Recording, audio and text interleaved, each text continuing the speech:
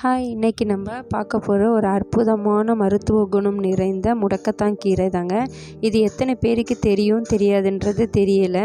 தெரியாதவங்களுக்கு இது கண்டிப்பாக ஒரு பயனுள்ள தகவலாக இருக்குங்க. வாங்க வீடியோக்குள்ளே போகலாம். இதோடைய பயன்கள் என்னென்னு பார்ப்போம். வாத நோய்களுக்கு ஒரு நல்ல தீர்வாக இருக்குங்க. இந்த கீரை நம்ம வீட்டில் இன்றைக்கி விளைஞ்சிருக்கு. நான் விதை போட்டு இந்த கீரையை முளைக்க வச்சுருக்கேன். ஸோ அழகாக கொடி படர்ந்து எடுத்து இந்த வீடியோ போடணுன்னு சொல்லிட்டு இத்தனை நாள் வெயிட் பண்ணிகிட்டு இருந்தாங்க. நல்லா படர்ந்துருக்கு. ஸோ நம்ம வீட்லேயே கிடைக்கிறனால இன்னும் ஃப்ரெஷ்ஷாகவும் சுத்தமாகவும் இருக்கும் நம்மளுக்கு. இந்த கீரையை எப்படி செய்யலாம், என்னெல்லாம் பண்ணலாம் அப்படின்னு சொல்லிட்டு பார்ப்போமா. சூப்பாக செய்யலாங்க, பொரியலாக செய்யலாம், அப்புறம் துவையெல்லாம் அரைக்கலாம், தோசையெல்லாம் சேர்த்து தோசை மாவில் சேர்த்து இட்லியாவோ இல்லை தோசையாவோ ஊற்றி கொடுக்கலாம். அதுக்கப்புறம் பார்த்திங்கன்னா பருப்பு போட்டு கூட்டாகவும் வைக்கலாம். பல வகையில் இதை ரெசிப்பியாக செய்யலாங்க.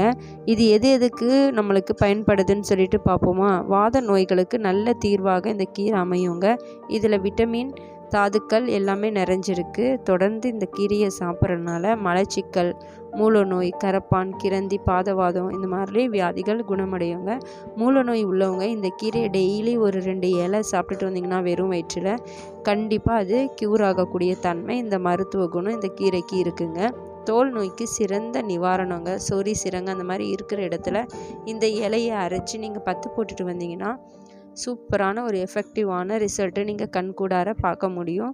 காது வலி நீங்குங்க. காது வலியில் இந்த இருக்கும் பொழுது இந்த இலையை நீங்கள் கசக்கி ஒரு 2 சொட்டு போல் துணியில் காட்டன் கிளாத்தில் வச்சு 2 சொட்டு போல் பிழிஞ்சு காதில் விட்டிங்கன்னா, எந்த காதில் வலி இருக்கோ அந்த காதில் விட்டிங்கன்னா கண்டிப்பாக காது வலி உடனே சரியாகுங்க.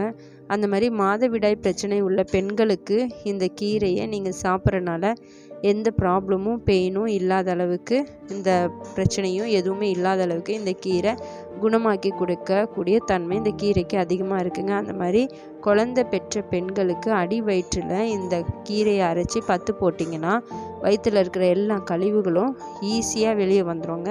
அந்த மாதிரி மூட்டு வலி அதிகமாக இருக்குது, முட்டி வலி, கால் வலி அப்படின்னு சொல்லிட்டு சொல்லுவாங்க நிறைய பேர் லேடிஸுங்க.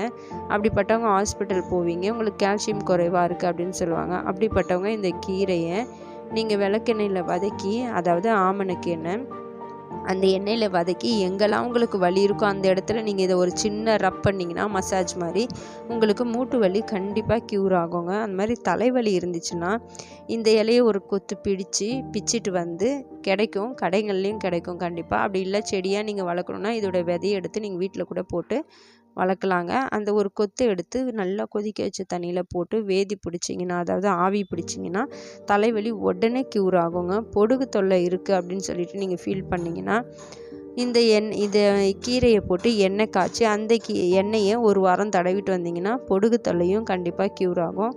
இந்த முடக்கத்தான் கீரை நம்ம துவையலாக செய்யலாம், தோசையில் போடலாம், கூட்டாக செய்யலாம். அந்த மாதிரி நிறைய ரெசிபி முன்னாடியே சொன்னேன். இந்த மாதிரி நீங்கள் ட்ரை பண்ணி பார்த்துட்டு எப்படி இருந்ததுன்னு ரிசல்ட்டு எனக்கு ஷேர் பண்ணுங்கள். இந்த கூட்டை நான் செய்யும்போது ஒரு வீடியோவாக எடுத்து உங்களுக்கு போடுறேங்க. ஸோ இந்த வீடியோ கண்டிப்பாக பிடிச்சிருக்கோன்னு நினைக்கிறேன். இந்த தகவல் பிடிச்சிருந்ததுன்னா உங்கள் ஃபேமிலி உள்ள ஃப்ரெண்ட்ஸ் அண்ட் ரிலேட்டிவ்ஸ்க்கு ஷேர் பண்ணுங்கள்.